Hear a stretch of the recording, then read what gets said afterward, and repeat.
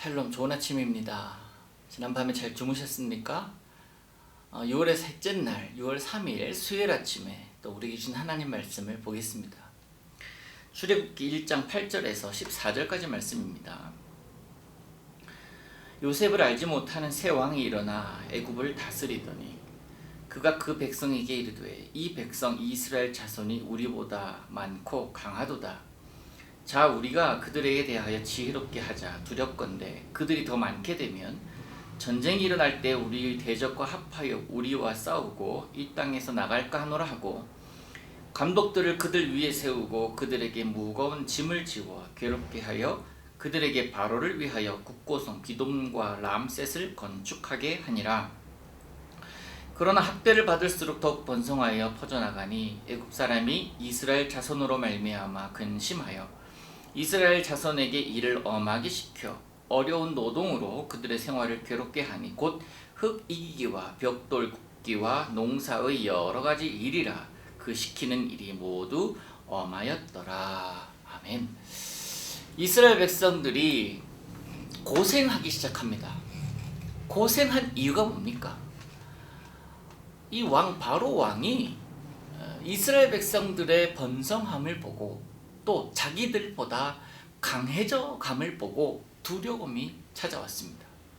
그래서 그 두려움으로 인하여 혹시나 다른 나라가 우리를 대적할 때에 쳐들어왔을 때에 저들이 그 나라와 대적하여 우리를 싸우고 우리를 무너뜨리려 하지 않을까, 혹시나 또 그들과 대적하여서 그들과 연합하여서 더 큰 힘을 발휘하지 않을까.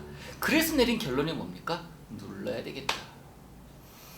여러분, 안다는 것이 얼마나 귀한 건지는 생활 속에서 우리가 발견합니다. 무언가를 안다라는 사실은 많은 유익을 주긴 하지만 그 중에 하나 주는 유익이 뭐냐면 사람으로 하여금 실수를 줄인다라는 거예요. 실수를 줄인다.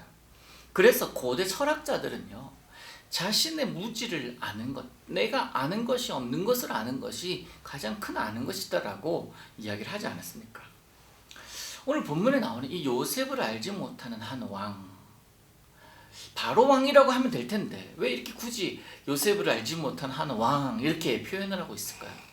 그거를 드러내고 싶은 거예요. 모세는, 또 성경은 하나님을 알지 못하고 요셉을 알지 못했던, 요셉을 움직이시던 하나님을 알지 못했던 그 왕이라고 이 바로를 설명하고 싶은 겁니다. 그런데 그가 왜 요셉을 몰랐습니까? 그뿐만 아니라 그를 알지 못하는 신하들이 왜 이렇게 있습니까? 역사적이고 시대적인 상황들이 다 있습니다만 이것 역시 그들로 하여금 모르게 하시는 하나님의 섭리다라고도 이야기할 수가 있습니다. 왜냐하면 툭 터놓고 얘기해서 요셉을 몰라야 그들이 바로가 됩니다. 바로의 신하들이 됩니다. 그러면서 그들이 이스라엘을 핍박해야 되고 그들이 그렇게 함으로써 그들이 물러가야 되는 거예요. 하나님을 모르는 것, 요셉을 모르는 것, 그것이 당연하고 그들이 그렇게 모르는 것이 하나님의 섭리다라는 거예요. 갈등이 일어납니다. 이스라엘의 번성을 보면서 바로는 또 자기 나라를 보면서 마음속에 갈등을 합니다. 불안해합니다. 그래서 그 불안의 요소를 해결하기 위하여 바로는 결단합니다. 아까 말씀드렸듯이 눌러야 되겠다. 이 둘 사이의 갈등, 요셉을 알지 못하는 왕과 또 이스라엘 백성들 사이의 이 갈등이 사실은 이 출애굽기의 밑에 깔려있는 배경이 아닐까 하는 생각을 합니다. 왕은 이스라엘의 번성을 두려워하여 힘든 일을 시키면서 학대하지만 이스라엘은 오히려 그것으로 인해서 더 번성합니다. 누르면 눌려야 되는데 눌리지 않고 더 번성하는 모습이에요. 지난 주일날 제가 말씀드렸지 않습니까? 초대 기독교사에 있었던 스데반 집사의 순교로 인하여 또 사울의 박해로 인하여 사람들은 뿔뿔이 흩어져 가야 했고, 그것이 맞는데 그러면서 사라질 줄 알았는데 그들이 서 있는 그곳에서 교회가 생겨나기 시작합니다. 그리고 특별히 사울이 바울이 되는 모습, 그렇게 바뀌어 나가는 모습은 무엇 때문입니까? 누르면 눌려야 되고 죽이면 죽어야 되는데 왜 눌리지가 않느냐라는 거예요. 그게 바로 진리의 말씀을 선포하던 자들이었고 또 그들이 선포하는 것은 살아있기 때문에 그렇습니다. 여러분 요셉 시절에 이 고센 땅에서 아버지와 평화롭게 살아가던 시절에도 하나님은 그들과 함께 하셨습니다.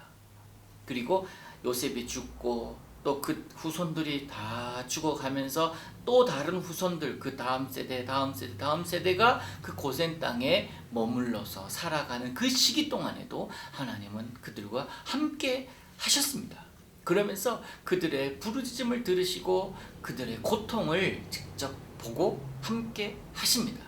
이제 요셉을 알지 못하는 한 왕의 시대가 되었을 때 하나님 이제 내가 움직이겠다라고 하시면서 일어나는 장면이 바로 지금이에요.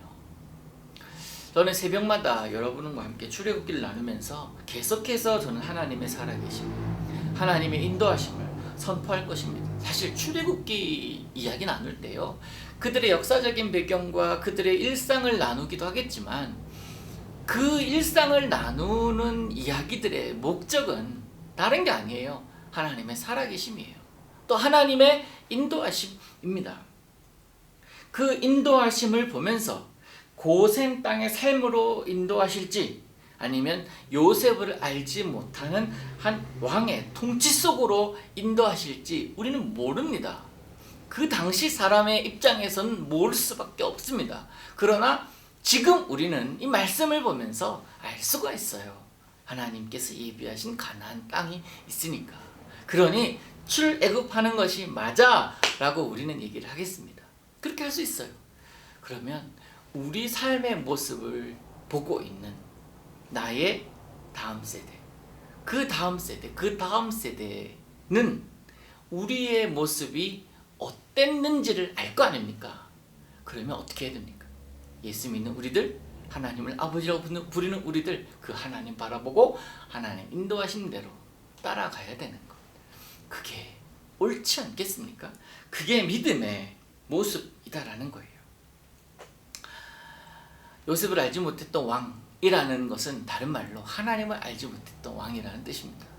그 왕 어떻게 됩니까? 박살납니다. 그게 우리 하나님이십니다. 강해 보이는 것, 누르는 자의 자리에 있는 것, 아무리 강해도 하나님보다 강하지 않습니다.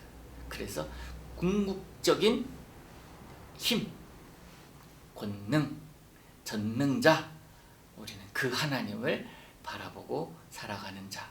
그래서 우리는 지혜로운 자들인 줄로 믿습니다.